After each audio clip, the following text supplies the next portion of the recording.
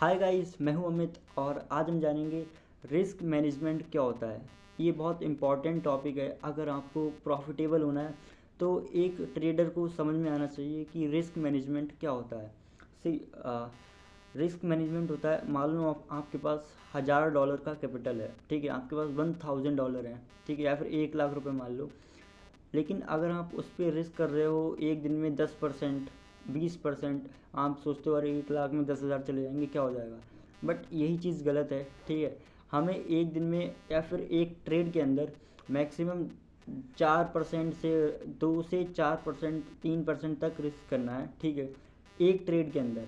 ठीक है, इससे आपका जो है प्रॉफिट भी सिक्योर रहता है, ठीक है। आप ओवर ट्रेडिंग नहीं करोगे। अगर आपका लॉस होगा तो आप ओवर ट्रेडिंग नहीं करोगे। मान लो अगर आपका बड़ा लॉस हिट हो जाएगा, ठीक है, मान लो आपने 1 लाख में 10-15 हज़ार रुपये एक ट्रेड में ही गवा दिए, फिर आप जो है ओवर ट्रेड करने लगोगे, उस पैसे को रिकवर करने की कोशिश करोगे उसी दिन के अंदर।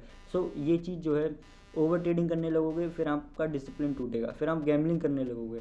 सो हमेशा रिस्क मैनेजमेंट करके चलो, ठीक है।